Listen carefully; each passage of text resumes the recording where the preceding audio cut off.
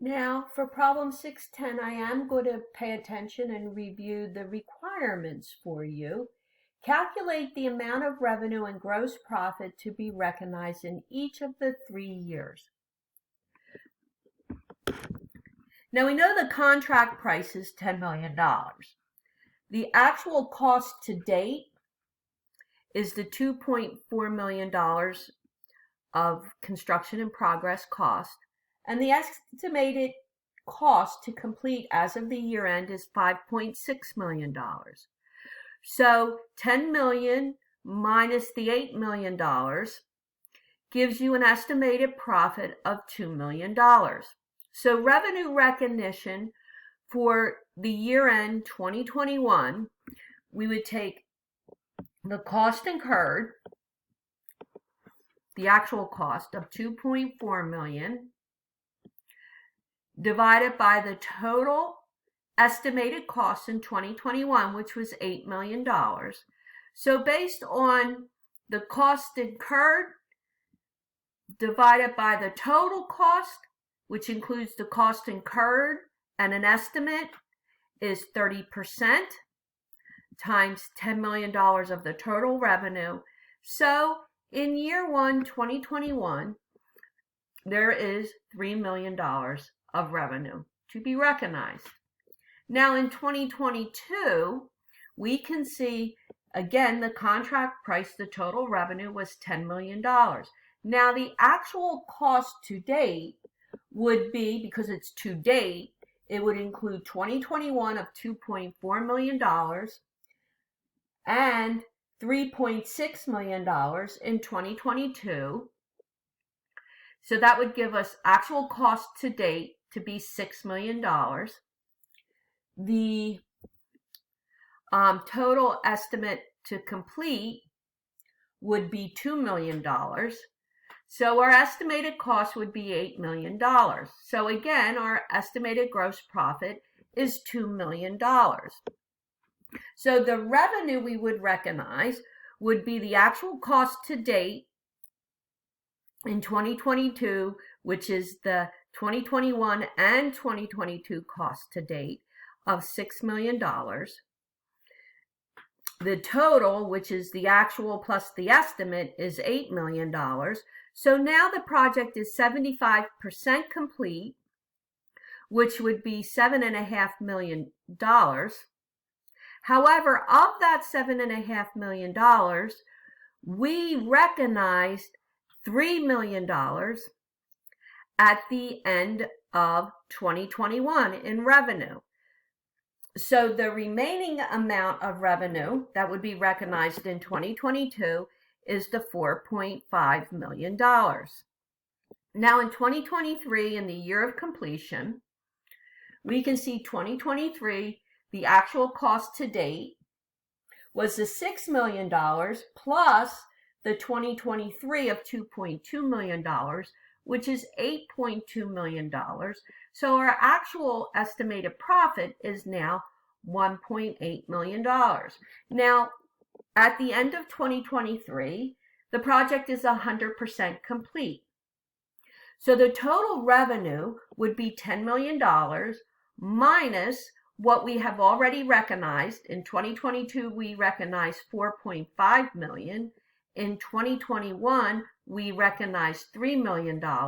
So $10 million minus $7.5 million is $2,500,000. I already reviewed the actual recognition of the cost incurred by the contractor in construction progress. I also, the actual gross profit they recognized is also debited to the construction in progress, but the actual cost incurred is called the cost of construction, and that really should be equated to like the cost of goods sold, except it's been sold but not transferred to, in this case, this accounting.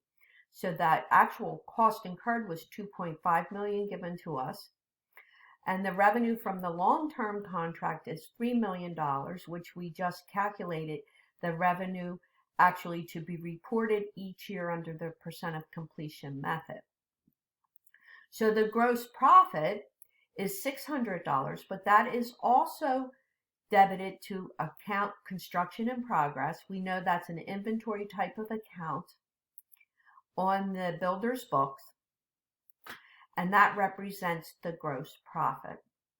Not only does the construction in progress contain the $600 for the profit, it also records the cost actually incurred in construction in progress as well.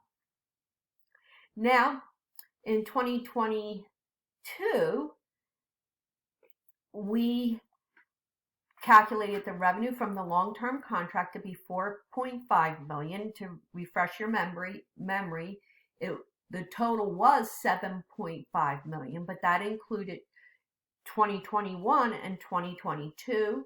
In 2021, we recognized $3 million, so the remaining $4.5 million would be the credit of revenue for the long-term contract. The cost of construction incurred in 2022 would be debited for $3.6 million, and the construction in progress is debited for $900,000, which is the profit for 2022. In 2023, we know that the total revenue for the project would be $10 million.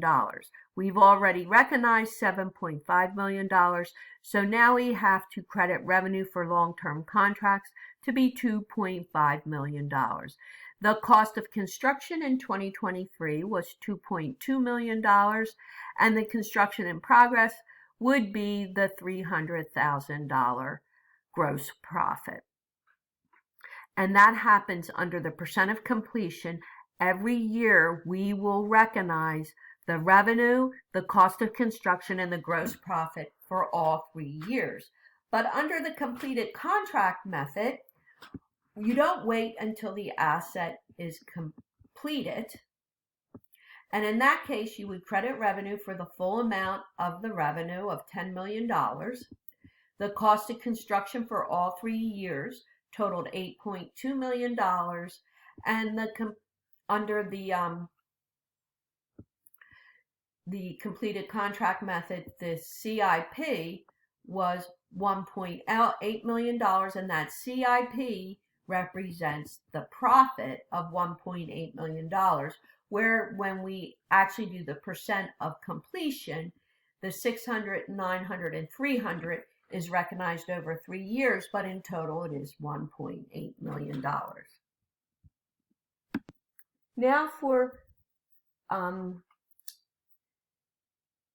the last requirement is they want us to prepare a partial balance sheet for 2021 and 2022 showing any items related to the contract, indicate whether any of the amounts shown are contract assets or contract liabilities. Well, the first current asset we have to analyze in 2021, and I suggest you use T accounts because these are balance sheet accounts, so the ending balance for 2021 is the beginning balance for 2022, so you can check the balances for 2022. I'm just getting you started by analyze it, use T accounts. So for the accounts receivable, our billings were $2 million and we collected cash of $1.8 million. So the accounts receivable for the construction company is a balance of $200,000.